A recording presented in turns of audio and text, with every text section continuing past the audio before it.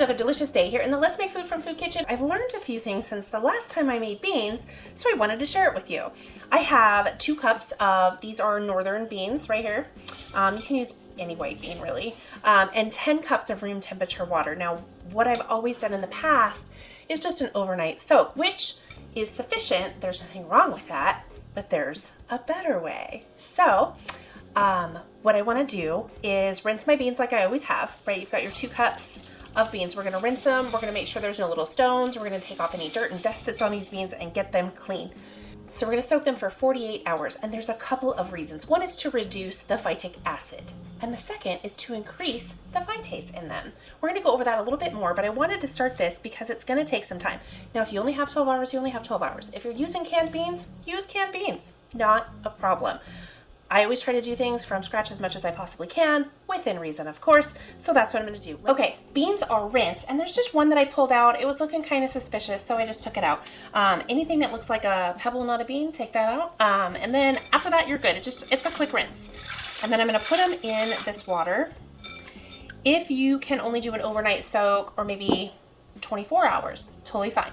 If you can make it that full 48 hours, and this is, by the way, room temperature water, if you can do the full 48 hours, at 24 hours, you need to rinse them. So you'll dump out the water, rinse it through a colander, and then you'll let it soak for another 24 hours. So I'm gonna check in at that 24-hour mark, rinse the beans, and put more water in, and it's another 10 cups of room temperature water.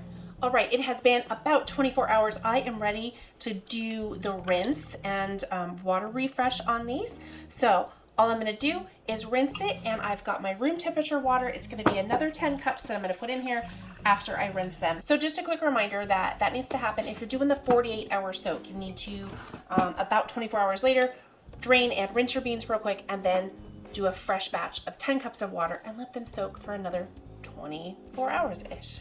Okay, see ya tomorrow, or in your world, like a second. I'm gonna take this opportunity to remind everyone, I am not a professional chef. I am self-taught, I go learn, I apply it in my kitchen, I practice, I test recipes, and that's the truth of it. And I learn and want to share what I learn, and the most important thing I think you can do in your kitchen is be open to change, to something different, a new way of doing things. I've had a few comments come through, they're like, well, that's not the way to do it. I'm like, well, that's not your way to do it. So thanks for the rudeness, and have a nice day. I don't feel bad about any of it. You do you. Okay, that's my TED Talk today. Michelle Talk. No, we decided a while ago we're gonna call it the Michelle Talk. Somehow my camera stopped filming before I was done with this segment. So rinse the beans and transfer them to a large pot. Add 10 cups of water and bring them to a simmer. Avoid boiling them. A gentle rolling simmer works best.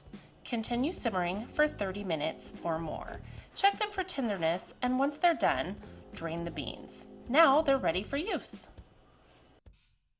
All right, my beans are finished cooking. They are still cooling some.